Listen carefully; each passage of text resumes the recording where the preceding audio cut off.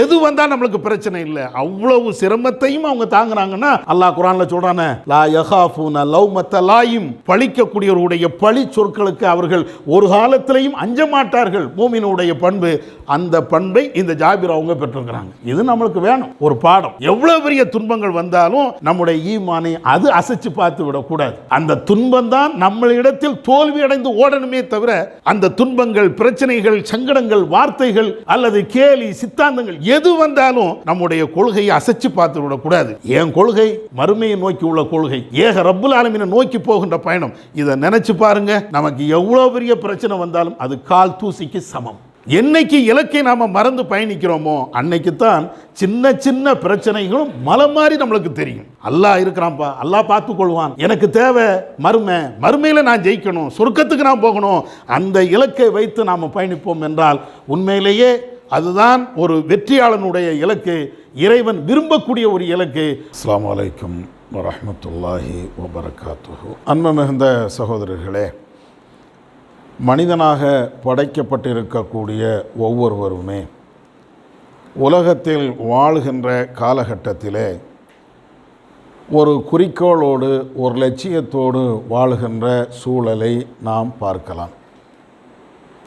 இன்ன பிற உயிரினங்களுக்கு இது போன்ற லட்சியங்களும் குறிக்கோள்களும் இருக்காது என்பதையும் நாம் அறிந்து வைத்திருக்கிறோம். உலகத்தில் வாழுகின்ற மனிதர்களாக இருக்கக்கூடிய ஒவ்வொருவருக்கும் ஒரு லட்சியம் இருக்கிறது என்றால், அந்த லட்சியத்தை நோக்கி, அந்த குறிக்கோளை நோக்கி மனிதன் பயணிக்கிறான் என்றால், ஏக இறைவனை நம்பிய நாம், மறுமையை நம்பிய நாம், மஹ்ஷரை நம்பிய நாம், நம்முடைய லட்சியம் எதுவாக இருக்க வேண்டும்? எந்த குறிக்கோளை நோக்கி நம்முடைய வாழ்க்கை பயணத்தை அமைத்து கொள்ள வேண்டும்? இது தொடர்பாக இஸ்லாம் நமக்கு சொல்லித் தருகின்ற ஒரு சில செய்திகளை மாத்திரம் நாம் பார்க்கலாம். திருமறை குர்ஆனிலே அல்லாஹ் சொல்லி காட்டுகிறான், யா ஐயுஹல்லதீன ஆமனு மை யர்தத்த மின்கும் அன் தீனிஹி, நம்பிக்கை கொண்டவர்களே, நீங்கள் ஏற்றிருக்கக்கூடிய இந்த மார்க்கத்தை விட்டு யாராவது புறக்கணித்து விட்டால் அதனால் அல்லாஹ்வுக்கு எந்த பாதிப்பும் கிடையாது. காரணம், அல்லாஹ் எவர்கள் இந்த மார்க்கத்தை புறக்கணித்து விட்டார்களோ அவர்களை விட்டுவிட்டு அவர்கள் அல்லாத வேறு சில ஆளுக்களை அல்லாஹ் உருவாக்குவான். அப்படிப்பட்ட மூமின்களை அல்லாஹ் உருவாக்கி வைத்து அந்த மூமினுடைய பண்புகளும் பண்பாடுகளும் எப்படி இருக்கும் என்றால், யுஹிப்பூனஹும், அவர்களை இறைவன் நேசிப்பான், மக்களும் இறைவனை நேசிப்பார்கள். அதோடு மாத்திரமல்லாமல் லா யகாஃபூன லௌமத்த லாயிம், இப்படிப்பட்ட இந்த மூமின்கள் பழிக்கக்கூடிய பழி சொற்களுக்கு அஞ்சவும் மாட்டார்கள். தாலிக்க ஃபதுலுல்லாஹ், இறைவன் வழங்கிய மிகப்பெரிய அருளாகும். யூதீஹி மையஷா, இது போன்ற அருளை தான் விரும்பிய அடியார்களுக்கு இறைவன் வழங்குகிறான் என்று அந்த வசனத்திலே இறைவன் சொல்லி காட்டுகிறான். இந்த வசனத்தில் பல்வேறு செய்திகளை இறைவன் நமக்கு சொன்னாலும், ஒரு மூமினுடைய நோக்கம், அவனுடைய குறிக்கோள் எதுவாக இருக்க வேண்டும், எந்த நோக்கத்தை நோக்கி அவனுடைய பயணம் இருக்க வேண்டும் என்பதை தெளிவாக ஒவ்வொரு மூமினும் புரியக்கூடிய விதத்தில் இறைவன் சொல்லி காட்டுகிறான். மிக முக்கியமாக எதை இறைவன் சொல்கிறான் என்றால், நீ இந்த ஏகத்துவத்தில் இருக்கிறாய் என்றால், தௌஹீதில் இருக்கிறாய் என்றால், என்னமோ அது இறைவனுக்கு நாம் செய்யக்கூடிய மிகப்பெரிய பணி, நாம் இறைவனுக்கு செய்வதனால் இறைவனுக்கு மிகப்பெரிய லாபம் கிடைக்கப் போகிறது என்ற எண்ணத்தில் நீ இருப்பாய் என்றால் நீ தோற்று போயிடுவ. இறைவனுக்காக வேண்டித்தான் எல்லா பயணமும், எல்லா பணிகளையும் நாம் செய்கிறோம், அதில் மாற்று கருத்து கிடையாது. ஆனால் நாம் பணி செய்யவில்லை என்றால், இறைவனை நாம் வணங்கவில்லை என்றால், இறைவனை நாம் தொழவில்லை என்றால், இறைவனுக்காக வேண்டி தான தர்மங்களை நாம் செய்யவில்லை என்றால் இறைவனுக்கு மிகப்பெரிய நஷ்டம் ஏற்படும் என்று நீ நினைப்பாய் என்றால் அது தவறான ஒரு எண்ணம். இதைத்தான் இறைவன் சொல்கிறான். நீ என்னுடைய கொள்கையை ஏற்றாலும் என்னுடைய கொள்கையை மறுத்தாலும் அதனால் எனக்கு எந்த லாபமும் கிடையாது. அதே நேரத்தில் இந்த கொள்கையை ஏற்று அந்த கொள்கையில் பயணிக்கக்கூடிய மக்களுக்கு இம்மையிலையும் மறுமையிலையும் மகத்தான ஒரு கூலி இருக்கிறது. இதை முதல்ல தெளிவுபடுத்துகிறான். அடுத்து ஒரு கொள்கைவாதி எப்படி இருக்கணும் அதையும் அந்த வசனத்தில் தெளிவுபடுத்துகிறான். எப்படி இருக்க வேண்டும் என்றால், அவனுடைய நோக்கம் முழுக்க முழுக்க இறைவனை சார்ந்ததாக இருக்கணும். இறைவனை சார்ந்ததாக இருக்கும் என்றாலேயே கண்டிப்பாக பல்வேறு நெருக்கடிகளை அவன் சந்திக்காமல் இருக்க முடியாது. நபிமாருடைய வாழ்க்கை, நபித்தோழர்களுடைய வாழ்க்கை எல்லாமே இதைத்தான் காட்டுகிறது. அதுக்காண்டி அல்லாஹ் என்ன சொல்கிறான்? லா யகாஃபூன லௌமத்த லாயிம், எவர்கள் இவனை திட்டினாலும் ஏசினாலும் அல்லது கொச்சைப்படுத்தி பேசினாலும் அவமரியாதை செய்தாலும் எதற்குமே இவன் அஞ்ச மாட்டான். அஞ்சக்கூடிய ஒரு மூமின் மூமினாக இருக்கவும் முடியாது. எவர்கள் எதை பேசினாலும் எனக்கு அதை பற்றி கவலை இல்லை, இறைவனை நோக்கி என்னுடைய பயணம், என்னுடைய குறிக்கோள் அமைய வேண்டும், இதை பற்றி தான் அவனுடைய சிந்தனையே இருக்கும் என்று இறைவன் சொல்லி காட்டுகிறான். நபிகள் நாயகம் ஸல்லல்லாஹு அலைஹி வஸல்லம் அவங்களுடைய காலகட்டத்தில் நடந்த ஒரு நிகழ்வை உபாதா எங்கக்கூடிய ஒரு நபி தோழர் தன்னுடைய தந்தை வழியாக அறிவிக்கிறார். புகாரி முஸ்லீமில் இடம்பெறுகின்ற ஒரு செய்தி. நபிகள் நாயகம் ஸல்லல்லாஹு அலைஹி வஸல்லம் அவர்கள் பல்வேறு நபி தோழர்களிடத்தில் உடன்படிக்கை எடுப்பார்கள். கொள்கை ரீதியான உடன்படிக்கை, வியாபார ரீதியான உடன்படிக்கை அல்ல, கொள்கை ரீதியான உடன்படிக்கை. அப்படி இருக்கும்போது இவர்கள் சொல்லுகிறார்கள், நபி அவர்கள் எங்களிடத்திலே உடன்படிக்கை எடுத்தார்கள். எதற்கு தெரியுமா? நாங்கள் எவ்வளவு கஷ்டத்தில் இருந்தாலும், மகிழ்ச்சியில் இருந்தாலும், அல்லது நல்ல நிலையில் நாங்கள் இருந்தாலும் அல்லாஹ் ரசூலுக்கு நாங்கள் கட்டுப்பட்டு நடக்க வேண்டும், இறைவனுக்கு மாறு செய்துவிடக்கூடாது என்று நபி அவர்கள் எங்களிடத்திலே உடன்படிக்கை எடுத்தார்கள். அப்படி உடன்படிக்கை எடுக்கக்கூடிய அந்த நேரத்தில் இன்னொரு விஷயத்தையும் ரசூலுல்லாஹ் எங்களுக்கு தெளிவுபடுத்துகிறாங்க. என்ன விஷயம்? எங்களுக்கு இந்த ஏகத்துவ பயணத்திலே ஏற்படுகின்ற பல்வேறு கஷ்டங்கள், துன்பங்கள், பிரச்சனைகள் எது வந்தாலும் அதை பற்றி நாங்கள் அலட்டி கொள்ளவே கூடாது. எங்களுடைய நோக்கம் இறைவனை நோக்கித்தான் போய்கிட்டே இருக்கணும், மறுமையை நோக்கி தான் எங்களுடைய பயணம் போய்கிட்டே இருக்க வேண்டுமே தவிர நம்மளை கிண்டல் அடித்தாலோ, கேலி பண்ணாலோ, அல்லது அவமரியாதையாக பேசினாலோ, நக்கல் பண்ணினாலோ, இது போன்ற என்ன பிரச்சனைகள் இருந்தாலும் எதையும் நாங்கள் அதை அலட்டி கொள்ளவே கூடாது என்றும் நபி அவர்கள் எங்களிடத்தில் உடன்படிக்கை எடுத்தார்கள். அல்லாஹும் குர்ஆனில் மூமினுடைய பண்பை பற்றி இப்படி சொல்லி காட்டுகிறான். நபி அவர்களும் நபி தோழர்களிடத்தில் உங்களுடைய குறிக்கோளை நோக்கித்தான் உங்களை பயணம் இருக்கணுமே தவிர உங்களுடைய குறிக்கோளுக்கு இடையூறாக பல்வேறு செய்திகள் வந்தாலும் அதை பற்றி நீங்கள் அலட்டி கொள்ளாதீர்கள், எல்லாத்தையும் ஒரு காதில் வாங்கிட்டு இன்னொரு காதில் விட்டுருங்க, அதை பற்றி எந்த சிந்தனையும் உங்களுக்கு இருக்கக்கூடாது, இப்படித்தான் வாழ வேண்டும் என்று நபி அவர்கள் எங்களிடத்தில் உடன்படிக்கையும் எடுத்திருக்கிறார்கள். இது புகாரில், முஸ்லீமில், ஏனைய நூற்களில் இடம்பெறுகின்ற ஒரு செய்தி. இது எல்லாம் நாம் அடிக்கடி கேள்விப்பட்ட ஒரு செய்தியாக இருந்தாலும் நபிகள் நாயகம் ஸல்லல்லாஹு அலைஹி வஸல்லம் அவர்களிடத்தில் இதுபோன்று உடன்படிக்கை எடுத்த நபித்தோழர்களில் பல்வேறு நபித்தோழர்கள் தங்களுடைய வாழ்க்கைகளை அமைத்திருக்கிறாங்க. அதில் ஒரு ஆள் ஜாபிர் இப்னு அப்துல்லா. அவரை போன்ற நபித்தோழர்கள், தியாகத்தின் உச்சகட்டத்தில் இருந்த நபித்தோழர்கள் சில ஆட்களை எண்ணி சொல்லிவிடலாம். அந்தளவுக்கு, அதாவது அவங்களுடைய குறிக்கோளை விட்டு ஒரு காலத்திலையும் அவங்க தடம் புரண்டதே கிடையாது. எந்த அளவுக்கு என்றால், குடும்பத்தில் மிகப்பெரிய பிரச்சனை, பொருளாதார பிரச்சனை, கடன் பிரச்சனை, அல்லது சொந்த பந்தங்களுடைய பிரச்சனை, தகப்பனாருடைய பிரச்சனை, என்ன பிரச்சனை இருந்தாலும் இவருடைய வாழ்க்கையை நீங்கள் படித்து பார்த்தீர்கள் என்றால் இந்த வசனத்தில் அல்லாஹ் எதை சொல்லி காட்டுகிறானோ அப்படியே நடந்து காட்டினார். இந்த ஜாபிர் இப்னு அப்துல்லா அவருடைய தந்தை பேர் அப்துல்லா இப்னு அம்ர்.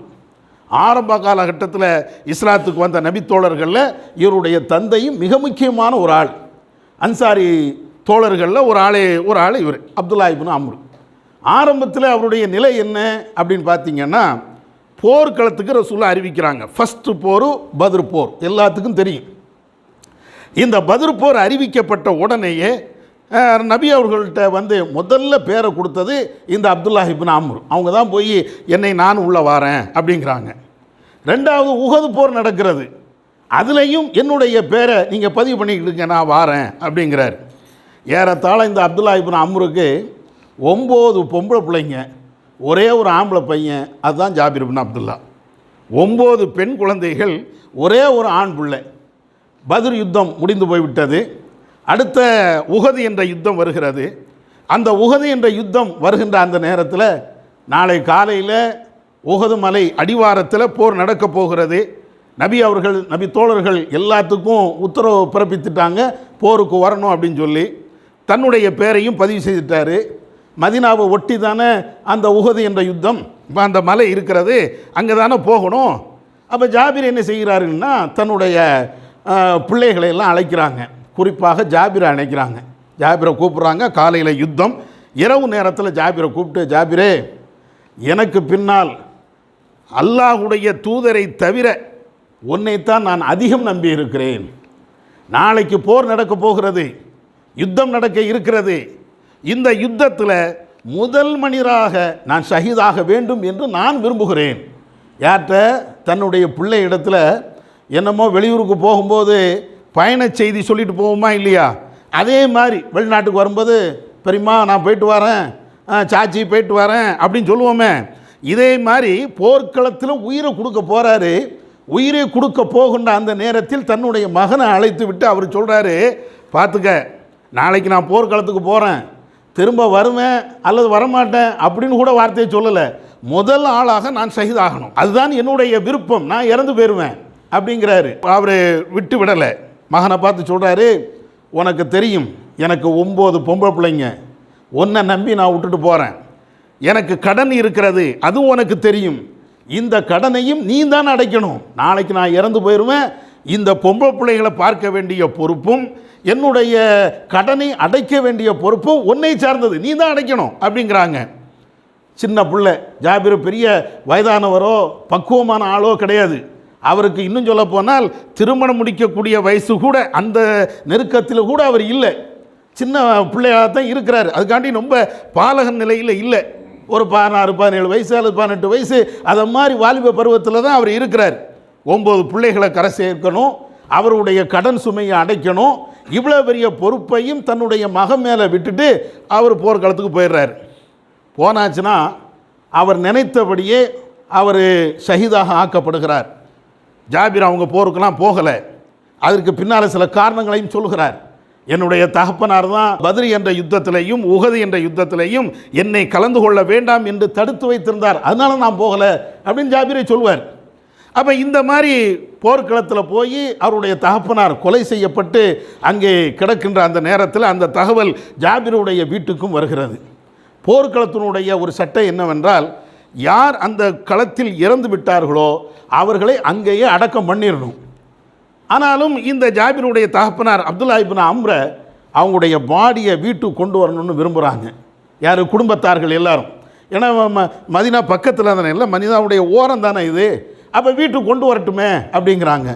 ரசூல்லாட்ட கேட்டோன்னே ரசூலாவும் அனுமதி கொடுக்குறாங்க, அவருடைய பாடியை வீட்டுக்கு கொண்டு போகட்டும்னு. இங்கே ஜாபிருடைய வீட்டுக்கு அவருடைய தகப்பனாருடைய பாடி கொண்டு வரப்படுகிறது. வீட்டில் அப்படியே கிடத்தி வைக்கப்படுகிறது. அந்த நேரத்தில் ஜாபிர் தன்னுடைய தகப்பனாருடைய அந்த முகத்தை பார்க்கணும் அப்படின்னு விரும்புகிறார். யாருமே அனுமதிக்கலை. வேண்டாம், பார்க்காத. கஃபன் பொதியப்பட்டு அவருடைய மேனியில் துணிகள் அப்படியே போர்த்தப்பட்டு அப்படியே கிடக்கிறார். ஜாபிர் வந்து துடிச்சுக்கிட்டே வராரு, என் வாப்பாவை பார்க்கணுமே, அத்தாவை பார்க்கணுமே. யாருமே அனுமதிக்கலை. கடைசி ரசூலா வாராங்க. ஜாபிர் வந்து ரசூலாட்ட இந்த கோரிக்கை வைக்கிறாங்க, என் தகப்பனாருடைய முகத்தை பார்க்கணும். ரசூலான்னு சொல்கிறாங்க, காட்டுங்க. அப்படி காட்டுனா அவருடைய முகம் அப்படியே சிதைக்கப்பட்டு ரொம்ப கொடூரமாக இருக்கிறது. ஜாபிரால் தாங்க முடியலை. ஏன்னா போர்க்களத்தில் கொலை செய்யப்பட்டார்ல, அவ்வளோ கொடூரமாக கொலை செய்யப்பட்டிருக்கிறாரு. ஜாபிரால் பார்க்கவே முடியலை. இதுக்கிடையில் அந்த அப்துல்லா இப்னு அம்ருடைய உறவுக்கார பெண், ஒரு பெண்மணி அப்படியே அழுகுறாங்க, ஓங்கி சத்தம் போட்டு அழுகிறாங்க. அப்போ தான் ரசூலா சொல்கிறாங்க, நீங்கள் அழுதாலும் சரி அல்லது அழாமல் இருந்தாலும் சரி, துல்லுல் மலாயிகா, ஜாபிருடைய தகப்பனாருக்கு வானவர்கள் நிழலிட்டு கொண்டே இருக்கிறார்கள், நீங்கள் அவரை பற்றி கவலைப்படாதீங்க, அவர் நல்ல நிலையை அடைந்து விட்டார் என்று சொல்லி அதற்கு பின்னால் ஜாபிருடைய ஜனாசாவை அவங்களுடைய வீட்டில் இருந்து தூக்கிட்டு போய் உஹது என்ற இடத்துல அங்கே அடக்கம் செய்யப்படுறாங்க. வரலாறு புகாரில் இந்த செய்திகள்லாம் இருக்கிறது. காலங்கள் அப்படியே உருண்டோடி கொண்டே இருக்கிறது. இறந்தாச்சு, தகப்பனார் இறந்தாச்சு, 9 பிள்ளைங்க, இவரும் இருக்கிறார். என்ன செய்கிறது? பிள்ளைய நாளைக்கு கட்டி கொடுத்துக்கலாம், அல்லது அந்த பருவம் வரைகின்ற பொழுது அந்த குழந்தைகளை வந்து கட்டி கொடுத்துக்கலாம், பிரச்சனை இல்லை. ஆனால் தகப்பனார் வச்சுட்டு போன கடன் அதுதான் வந்து சூழ்ந்து நிற்குமே. சூழ்ந்து நிற்கிறது. ஒன்று சொத்து இருந்தால் கூட சரி, சொத்தை விற்று கடனை அடைச்சிடலான்னு போகலாம். இவர்கிட்ட சொத்தும் ஒன்றும் கிடையாது. ஒரு சின்ன நிலம் இருந்தது, அதில் கொஞ்சம் பேரித்த மரங்கள் இருக்கிறது, இவ்வளோதான். இதை தாண்டி இவர்களுக்கு எந்த சொத்தும் கிடையாது. ஆனால் கடன் பயங்கரமாக இருக்கிறது. அடுத்த நாளே கடன்காரர்கள் வந்துட்டாங்க. அதில் ஒரு யூதர் ஜாபிருடைய தகப்பனாருக்கு ஏறத்தாழ் 30 வஸ்து அப்படிம்பாங்க. அந்த அளவுக்கு மிகப்பெரிய கடன். அவர் கடன் கொடுத்த அந்த யூதர் வந்து ஜாபிருடைய வீட்டில் வந்து நிற்கிறாரு. தகப்பனார் கடன் வச்சுட்டு போனார, அவர் தான் இறந்து போயிட்டார, இப்போ கடன் அட நீ தானே அதுக்கு பொறுப்பு அப்படின்னு உரிமையோடு கேட்குறாரு. ஆமாம், என் தகப்பனார் வைத்து விட்டு போன அந்த கடனுக்கு நான் தான் பொறுப்பு, ஆனால் கொஞ்சம் அவகாசம் தாங்க, நான் எப்படியாவது அடைச்சிடுறேன், எனக்கு கொஞ்சம் அவகாசம் தாங்க. ஆனாலும் அந்த யூதர் அவகாசம் கொஞ்ச நாள் கொடுக்குறாரு, அதுக்கப்புறம் கொடுக்கவே முடியலை. ஒரு கட்டத்தில் எந்த அளவுக்கு என்றால், இந்த யூதர் மாத்திரமில்லை, ஜாபிருடைய தகப்பனாருக்கு யாரெல்லாம் கடன் கொடுத்தார்களோ அத்தனை பேரும் ஜாபிர் அப்படியே சூழ்ந்து நிற்கிறாங்க. தாரியா இல்லையா, என்ன செய்ய போகிறேன்? கடைசியாக வேறு வழியே இல்லை, அவகாசம் கேட்டு கேட்டு கேட்டு அதுவும் போய்கிட்டே இருக்கிறது. ரசூல்லாட்ட வாராங்க ஜாபிர், அல்லாஹ்வின் தூதரே, என்னுடைய தகப்பனார் உஹதில் கொலை செய்யப்பட்டாங்க, ஏராளமான கடன் இருக்கிறது, அதை அடைக்க வேண்டிய பொறுப்பு எனக்கு தான் இருக்கிறது, இன்னும் ஆட்கள் என் வீட்டுக்கு வந்துக்கிட்டே இருக்கிறாங்க, கடனை திரும்ப கேட்டு வந்து கொண்டே இருக்கிறார்கள், ஏதாவது செய்யுங்களேன். அப்போ ரசூலா, அப்படியாப்பா, உனக்காக வேண்டி நான் கடன்காரங்கள்ட்ட அவகாசம் நான் வேணா போய் கேட்குறேன் அப்படிங்கிறாங்க. ரசூலா போகிறாங்க அந்த யூதர் வீட்டுக்கு, மற்ற ஆளுடைய வீடுகளுக்கெல்லாம் போகிறாங்க. ஜாபிருடைய தகப்பனார் இல்லை, அவர் தகப்பனார் இல்லாத ஒரு பிள்ளை, எப்படியாவது கடன் அடைச்சிருவார், அவகாசம் மட்டும் கொடுங்க. ரசூலா சொல்லியும் யாருமே கேட்கலை. நபி அவர்கள் பேசியும் அந்த ஊரில் ஜாபிர் இப்னு அப்துல்லாவுடைய தகப்பனாருக்கு கொடுத்த யாருமே, கடன் கொடுத்த யாருமே அதை ஒத்துக்கொள்ளவே இல்லை. கடைசியாக ரசூல்லாவே ஜாபிர்கிட்ட வந்து, ஜாபிரே நான் பேசி பார்த்தப்பா யாரும் கேட்க மாட்டேங்கிறாங்க, என்ன செய்யணும்னு தெரியலை, எப்படி இருக்குன்னு யோசிச்சு பாருங்களேன். கடன் தொல்லை, குடும்ப சூழல், இவ்வளவு வறுமையிலையும் அப்படியே சுழந்து போய் இருக்கிறார். ஒரு கட்டத்தில் ஜாபிர் ரசூலாட்டே வராங்க, அல்லாஹ்வின் தூதரே, என்னால் இதுக்கு மேலே தாங்க முடியாது, நீங்கள் தான் ஏதாவது செய்யணும். அப்போ தான் ரசூலா சொல்கிறாங்க, ஜாபிரே, உனக்கு ஒரு சின்ன நிலம் இருக்குதுல்ல, அதில் பேரித்தம்பழம் மரங்கள் இருக்குதுல்ல, நீ அங்கே போ, அங்கே என்னென்ன பேரித்தம்பழம் கையில் கிடைக்குதோ அதையெல்லாம் ஒரு குவியலாக நீ வை, நான் வருகிறேன் என்று ரசூலா சொல்லிவிட்டு ஜாபிர் அது மாதிரி போகிறாங்க. ரசூலாவும் பின்னால் போகிறாங்க. அந்த குவியல் பேரித்தம்பழத்தை நோக்கி நபி அவர்கள் துஆ செய்கிறாங்க. அதுலேருந்து ரசூலா சொல்கிறாங்க, யார் யார் எவ்வளோ கடன் கொடுக்க முடியுமோ அவங்கள எல்லாத்தையும் நீ அவங்களுக்கு எவ்வளோ கடன் தேவையோ அதை இந்த பேரித்தம்பழத்து மூலமாக எடுத்துக்கொண்டு செல்ல சொல் அப்படிங்கிறாங்க. ஜாபிர் எல்லாத்தையும் வர சொல்கிறாங்க. அந்த கடன் அப்படியே நிறைவேற்றப்படுகிறது. நபி அவர்களுடைய தனிப்பட்ட இறைவனுடைய அருளால் அவங்க செய்த மிகப்பெரிய ஒரு மோஜிசாத், ஒரு அற்புதம். அப்படி அந்த கடன் வந்து நிறைவேற்றப்படுகிறது. அதற்கு பின்னாடி இவருடைய நிலை என்ன? கல்யாணம் பண்ணணும், 9 பொம்பளை பிள்ளைகளையும் கட்டி கொடுக்கணும், குடும்பத்துக்கு சம்பாத்தியம் பண்ணி போடணும், இவ்வளோ நெருக்கடி. ஆனால் இவ்வளோ நெருக்கடி இருந்தாலும் ஒரு கட்டத்தில் நபி அவர்களே ஜாபிர்கிட்ட கேட்குறாங்க, ஜாபிரே, உன்ட்ட அன்மாத்து இருக்குதா அப்படின்னு கேட்குறாங்க. அன்மாத்துனா என்ன? இந்த ஒட்டகத்துக்கு மேலே விரிக்கக்கூடிய ஒரு விரிப்பு, ஒட்டகத்துக்கு மேலே விரிப்பாங்கள்ல, அதை மாதிரி சீட்டு மாதிரி உள்ள ஒரு விரிப்பு. அப்போ ஜாபிர்கிட்ட கேட்குறாங்க, ஜாபிரே, உனக்கு அன்மாத்து இருக்கா, விரிப்பு இருக்கா? அண்ணால் நான் அன்மாத்துன்னு, அல்லாஹ்வின் தூதரே, எங்கள்கிட்ட யாருக்கு அது மாதிரிலாம் உண்டு, நான் அவ்வளோ ஏழ்மையில் உள்ளவன் இல்லை, ஒரு ஒட்டகத்து மேலே விரிக்கக்கூடிய துணி கூட, அந்த விரிப்பு கூட என்கிட்ட இல்லை, அவ்வளோ ஏழை, உங்களுக்கு தான் தெரியுமே. ரசூலாட்ட சொல்கிறாங்க. எதுக்கு இதை சொல்கிறோம்னா, வறுமைனா உங்கள் வீட்டு வறுமை என் வீட்டு வறுமையெல்லாம் கிடையாது. இன்றைக்கி நம்ம ஒரு டீ குடிக்கலைன்னா அப்படியே கிறங்கி போய் நிற்கிறோம். இவர் வீட்டில் ஒரு துணி கூட இல்லை, அந்தளவுக்கு வறுமை. அவ்வளோ வறுமையிலையும் இவருடைய பணிகளை நீங்கள் பார்த்தீர்கள் என்றால், சுருக்கமாக தான் சொல்கிறேன், இவங்களுடைய பணிகளை நீங்கள் பார்த்தீர்கள் என்றால் ஜாபிர் சொல்வார், ஏறத்தாழ நபியுடைய காலகட்டத்தில் 19 யுத்தங்கள் நடந்தது. அந்த 19 யுத்தங்கள்லையும் நான் கலந்து கொண்டேன், 2 யுத்தத்தை தவிர. அது என்ன 2 யுத்தம்? பத்ரு, உஹத். அதுவும் என் தகப்பனார் தடுத்ததுனால 19 யுத்தத்திலே நாங்கள் ரசூல்லா கூப்பிட்ட எந்த யுத்தத்திற்கும் போகாமல் நான் இருந்தது கிடையாது. ஜாபிர் அப்படி சொல்கிறார். ஒரு யுத்தத்துக்கு கூட நான் உயிரை கொடுக்கறதுக்கு, தகப்பனார் போய் சேர்ந்துட்டாரு, பிள்ளைங்க இருக்கிறாங்க, குடும்பம் வருங்க. அதில் ஒரு கட்டத்தில் ஜாபிர் அவங்க சொல்லுவாங்க, ரசூல்லாவும் ஜாபிரும் போர்க்களத்துக்கு போயிட்டு திரும்பி வருவாங்க. ஜாபிருடைய ஒரே ஒரு ஒட்டகம், அவருக்கு உள்ள ஒரே ஒன்று சொத்து என்றால் அந்த ஒரு ஒட்டகம்தான். அந்த ஒட்டகமும் என்ன ஆகிப்போச்சு தெரியுமா? போர்க்களத்துக்கு போயிட்டு திரும்ப வரும்போது அங்கே அது படுத்துக்கிடுது. ரசூல்லா ஜாபிர்கிட்ட கேட்குறாங்க, என்ன ஜாபிர் உன் ஒட்டகம் என்ன? ஆமையார சொல்லலாம், அது கொஞ்சம் சண்டித்தனம் பண்ணுது. அப்படியோ? ஒன்றும் இல்லை, நீ ஏன் ஒட்டகத்தில் ஏறிக்க, நான் உன் ஒட்டகத்தை நான் ஏறி வாரேன். ரசூல்லா எனக்கே வெக்கமாக இருக்குது. அவர் சொல்கிறாரு, ஏன் ஒட்டகமே அது ஒன்றுமே லாய்க்கில்லாத ஒன்று, அதில் போய் நீங்கள் நீ ஏறப்பா, ஏன் ஒட்டகத்தில் நீ ஏறப்பா ரசூல்லா. கடைசி என்ன ஆகி போச்சுன்னா, அந்த ஒட்டகத்தை ரசூல்லா ஒரு குத்துறாங்க, அது கம்பீரமாக எஞ்சி நிற்கிது. உடனே ஜாபிர்கிட்ட ரசூல்லா கேட்குறாங்க, ஜாபிரே இந்த ஒட்டகத்தை என்கிட்ட வித்துடுறியா? இதை எப்படியா ரசூல்லா நான் விற்கா? அப்பவும் சொல்கிறாரு, ஏன்னா அது ஒன்றுக்குமே லாய்க்கில்லாத ஒன்று, அங்கே படுத்துக்கிடுது. நம்ம ஊரில் அந்த ஓட்ட பைக்கும் போமா இல்லையா, அது மாதிரி ஒட்டகம் ஓட்ட பைக்கு இது எப்படி ஓட்ட முடியும்? இல்லை எனக்கு நீ விலைக்கு தந்துறேன். சரி நீங்கள் விலைக்கு கேட்குறிய வச்சுக்கிடுங்க அப்படின்ட்டார், வித்துறாரு. ரசூல்லா அந்த இடத்துல பணமும் கொடுக்கலை. ஆனாலும் அந்த ஒட்டகத்தை எடுத்துகிட்டு ரசூல்லா வராங்க. ஜாபிர் ரசூல்லாவுடைய ஒட்டகத்தில் ஏறி அவங்களும் ஊருக்கு வந்துட்டாங்க. ஊருக்கு வந்த உடனே, மதினாவுக்கு வந்த உடனே ஜாபிர்கிட்ட வந்து அவங்களுடைய சிறிய தந்தை அல்லது பெரிய தந்தை அந்த மாதிரி உள்ள ஒரு ஆள் ஜாபிர்கிட்ட கேட்குறான், ஜாபிரே உன் ஒட்டகத்தை எங்கப்பா? பைக்கில் வந்தால் கேட்போம்ல, உன் பைக் எங்கே? அவர் கேட்குறாரு. அப்போ இவர் சொல்கிறாரு, அதை விற்றுட்டேன். வந்தது கோவம் அவருக்கு. ஓன்ட்ட இருந்தே ஒரு ஒட்டகம், அதையும் விற்றுட்டு நீ என்னடா செய்ய போகிற? அவர் கேட்குறாரு, கடுமையாக திட்டுதாரு. ஒரு ஒட்டகம், அதுவும் ஒட்டகம் தான், சரி இருக்கட்டும், அதையும் விற்றுட்டேன்னா உன்னுடைய பிழப்புக்கு நீ என்ன செய்வ அப்படின்னு காட்டவுடனே இவர் ஒன்றுமே சொல்லலை. அவ்வளோ வறுமையிலையும் அவர் வாழ்ந்துக்கிட்டே இருக்கிறாரு. கடைசியாக ரசூல்லா மதினாவுக்கு வந்ததுக்கு பின்னாடி பிலால்கிட்ட சொல்லி, பிலாலே ஜாபிரை வர சொல்லுங்க அப்படிங்கிறாங்க. ஜாபிர் ரசூல்லா மதினா மஸ்ஜித் நபவிக்கு போகிறாங்க.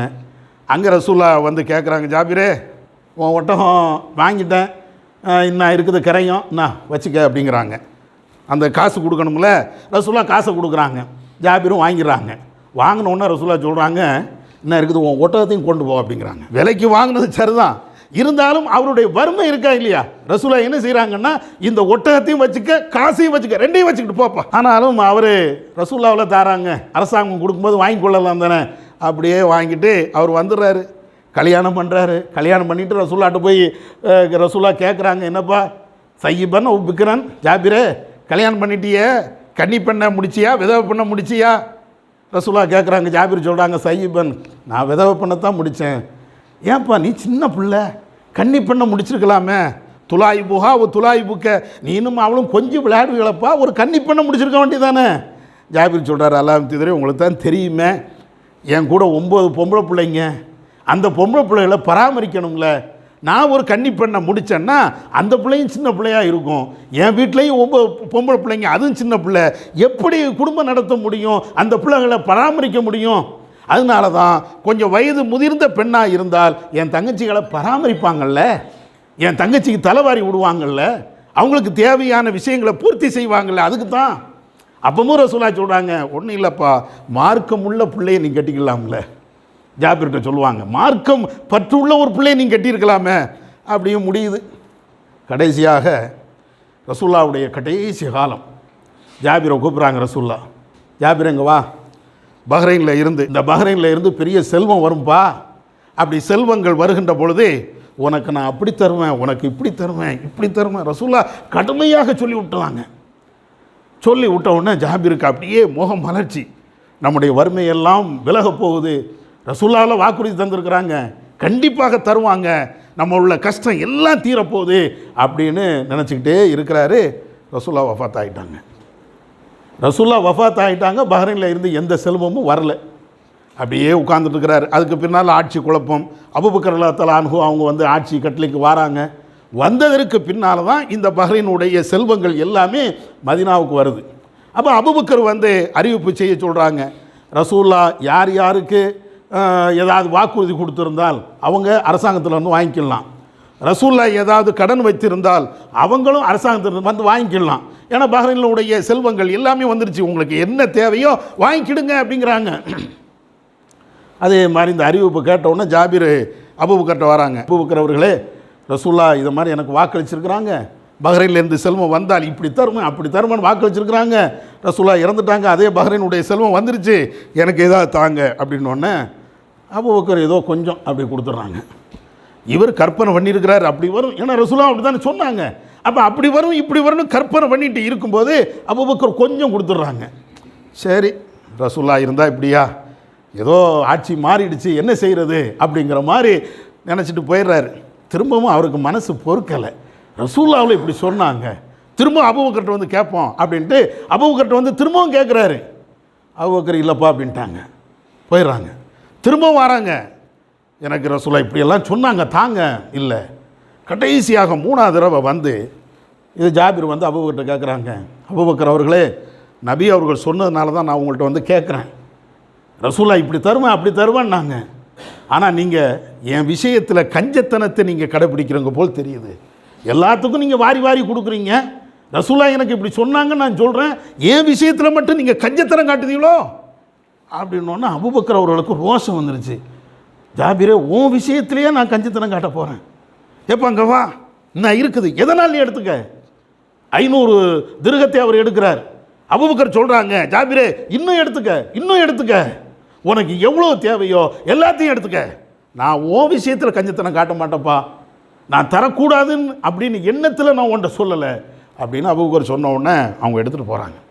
இதெல்லாம் வரலாறில் நீங்கள் படிச்சிங்கன்னா, வறுமை என்றால் அவ்வளோ பெரிய வறுமை, கஷ்டம் என்றால் அவ்வளோ பெரிய கஷ்டம், சாப்பாட்டுக்கு வழி இல்லாத ஒரு சூழல், அப்படி இருந்தும் கூட அவருடைய நோக்கம் கொள்கை விட்டு விலகலை, அந்த மறுமை என்ற அந்த சிந்தனை அது இருந்ததுன்னு வைங்களேன், எவ்வளோ பெரிய அயோக்கியர்கள் நமக்கு ஆட்சியாளராக இருந்தாலும் சரி, அல்ல எவ்வளோ பெரிய துன்பங்கள் நமக்கு ஏற்பட்டாலும் சரி, நோக்கம் சரியாக இருக்கும் என்றால், நாம் உடைய இலக்கு கரெக்டாக இருக்கும் என்றால் எதை பற்றியும் கவலைப்பட மாட்டோம். ஆனால் உலகத்தில் இன்றைக்கி என்ன, நம்மளுக்கு அவ்வப்போது இந்த நோக்கங்கள் நம்முடைய சிந்தனைகள் அப்படியே மாறி போகுது.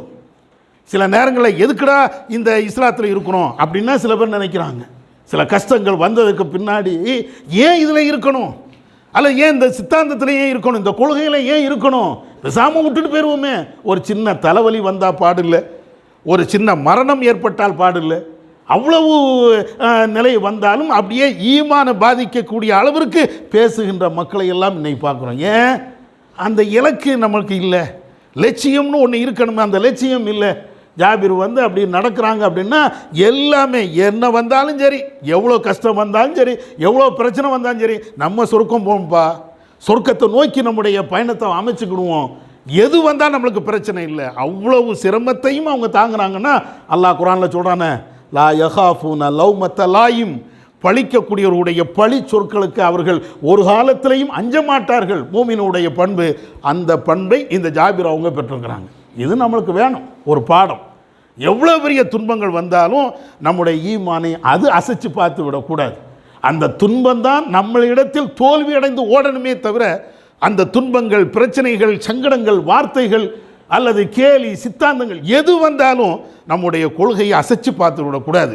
என் கொள்கை மறுமையை நோக்கி உள்ள கொள்கை, ஏக ரப்புல் ஆலமீனை நோக்கி போகின்ற பயணம். இதை நினச்சி பாருங்க, நமக்கு எவ்வளோ பெரிய பிரச்சனை வந்தாலும் அது கால் தூசிக்கு சமம்.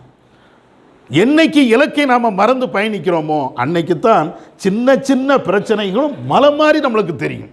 அல்லாஹ் இருக்கிறான்ப்பா, அல்லாஹ் பார்த்துக்கொள்வான், எனக்கு தேவை மறுமையில் நான் ஜெயிக்கணும், சொர்க்கத்துக்கு நான் போகணும், அந்த இலக்கை வைத்து நாம் பயணிப்போம் என்றால் உண்மையிலேயே அதுதான் ஒரு வெற்றியாளனுடைய இலக்கு, இறைவன் விரும்பக்கூடிய ஒரு இலக்கு. நபி காலத்தில் உள்ள சில செய்திகளை, வரலாறுகளை ஆதாரமாக நாம் தெரிந்து கொண்டோம். நம்முடைய வாழ்க்கையிலேயும் ஏராளமான பிரச்சனைகள் இருக்கும். பிரச்சனைகள் இல்லாத மனுஷன் கிடையாது, சங்கடங்கள் இல்லாத மனுஷனும் கிடையாது. ஒரு அமைப்பில் இருந்தாலும் சரி, அல்லது தாவா பணிகளில் நாம் ஈடுபட்டாலும் சரி, எந்த பணிகளில் நாம் ஈடுபட்டாலும் நமக்குன்னு ஒரு சங்கடங்கள் வரத்தான் செய்யும். சில நேரங்களில் இந்த தாவா பணிகளை நாம் செய்கின்ற பொழுது, ஆஹா அவன் அப்படி சொல்லிட்டானே, இவன் இப்படி சொல்லிட்டானே, நோட்டீஸ் கொடுக்கணுமா, தாவாவுக்கு பண்ணணுமா, 4 பேருக்கு போய் குரானை கொடுக்கணுமா, போப்பா நம்ம வேலை என்ன, இங்கே எதுக்கு வந்தோம், சம்பாதிக்க வந்தோம், சம்பாதிச்சுட்டு பண்ணி போய்கிட்டே இருப்போம். இப்படின்னு ஒரு சில நேரங்களில் நம்மை அறியாமலேயே நம்முடைய உள்ளத்தில் செய்தான் விளையாடுவான். பல்வேறு பிரச்சனைகள் உலகத்தில் பார்க்கத்தானே செய்கிறோம், பல்வேறு துன்பங்களை பார்க்கத்தானே செய்கிறோம். இது எல்லாம் பார்த்துட்டு எதுக்கு, ஒன்றும் வேண்டாம், ஏதோ தொழுதம்மா, நோன்பு வச்சோம்மா, சம்பாத்தியம் பண்ணோமா, பொண்டாட்டி பிள்ளைகளை காப்பாற்றினோமா, போய்கிட்டே இருப்போம். இது ஒரு மூமினுடைய இலக்கு அல்ல. தாவா பணியில் ஈடுபடுவது மூமினுடைய இலக்காகத்தான் இருக்கணும். தாவா பணிகளுக்கு இடையூறாக எது வந்தாலும் மூமினுடைய குறிக்கோளாக அல்லாஹ் சொல்கிறானே, அதிலேருந்து நம்ம விலகிடக்கூடாது. மூமினுடைய குறிக்கோளில் இருந்து நம்ம விலகிவிட்டோம் என்றால் தாவா பணியை கை விட்டுருவோம். யாருக்கு தான் கஷ்டம் இல்லை, தாவா பணி கை விட்டதுனால நம்மளுக்கு கஷ்டமே வராதோ, அல்லாஹ் உத்தரவாதம் தந்திருக்கிறானே. நீ நன்மையை ஏவி தீமையை தடுக்காதப்பா, ஒரு குர்ஆன் கிளாஸில் கலந்து கொள்ளாத, ஒரு பயான் நிகழ்ச்சியில் கலந்து கொள்ளாத, ஒரு நிகழ்ச்சி நடக்கிறது என்றால் அதுக்கு 4 பேருக்கு நீ அழைப்பு கொடுக்காத அப்படின்னு நாம் அப்படியே இருந்துட்டோம் அப்படின்னு சொன்னால் நமக்கு எந்த பிரச்சனையும் வராதா? நம்ம எல்லாத்துக்கும் தெரிஞ்சது தானே, மௌத்து என்னைக்கும் வரலாம். இங்கே இருந்த ஊருக்கு போகலாம் நம்ம நினச்சாலும் வரும், ஊரில் போய் நம்ம இறந்துடலான்னு நினச்சாலும் அல்லாஹ் விட்டா வைப்பான். என்னைக்கு மரணம் என்று நிர்ணயம் செய்யப்பட்டு விட்டதோ அதுதான். நீங்கள் டிக்கெட்டு விசா எல்லாத்தையும் எடுத்துகிட்டு அங்கேருந்து இங்கே கிளம்பி வரும்போது மரணமாக இருந்தாலும் அந்த இடத்துல தான் இறக்கணும். இல்லை ஊருக்கு போயிடுவோம், ஊருக்கு போய் எது நடந்தாலும் பிரச்சனை இல்லை அப்படின்னு நினச்சாலும் அல்லாஹ் இங்கே தான் மரணத்தை நிர்ணயம் பண்ணி விட்டான் என்றால் நம்ம ரூமை விட்டு ஒரு ஸ்டெப்பு கூட வெளியே போக முடியாது. அதனால் மரணம் எப்பவும் நம்மளை நோக்கி இருந்துக்கிட்டே இருக்கிறது. அதை மனசில் வைத்து கொண்டு எப்போனாலும் சாகத்தான் போகிறோம், எப்போனாலும் நம்ம ரூஹு எடுக்கப்படத்தான் போகிறது. என்ன ஒரு நாள் முன்ன பின்ன அவ்வளோதான். அதுதான் நம்மளுக்கு கொஞ்சம் அவகாசம் இருக்குதே தவிர பாக்கி நம்ம நிரந்தரமாக வாழ போகிறது இல்லை. அப்போ என்ன செய்யணும்? மறுமைதான். மறுமைக்காக வேண்டி நான் வாழ்கிறேன், அதுக்காக வேண்டி நான் ஏதாவது ஒரு நன்மையை செய்கிறேன், அதுக்காக வேண்டி ஒரு தாவா பணியை செய்கிறேன், அதுக்காக வேண்டி ஒரு 4 பேருக்கு இஸ்லாத்தை நான் எடுத்து சொல்கிறேன் என்ற இந்த விஷயத்துக்கு போகணும். நன்மையை ஏவி தீமையை தடுக்கக்கூடிய அது கடைசி வரை நமக்கு இருந்தால் ஈமானிய பலமும் வலுவும் நமக்கு இருக்கும். அதை விட்டுவிடக்கூடாது என்ற ஒரு பாடத்தை நம்ம பெறுவோமாக. வாஹிர் தவானா அல்ஹம்துலில்லாஹி ரப்பில் ஆலமீன். இஸ்லாம் மற்றும் சமுதாய செய்திகளை அறிந்து கொள்ள தமிழ்நாடு தௌஹீத் ஜமாஅத் யூடியூப் பக்கத்தை உடனடியாக சப்ஸ்கிரைப் செய்து கொள்ளுங்கள். மேலும் பெல் பட்டனையும் கிளிக் செய்து கொள்ளுங்கள்.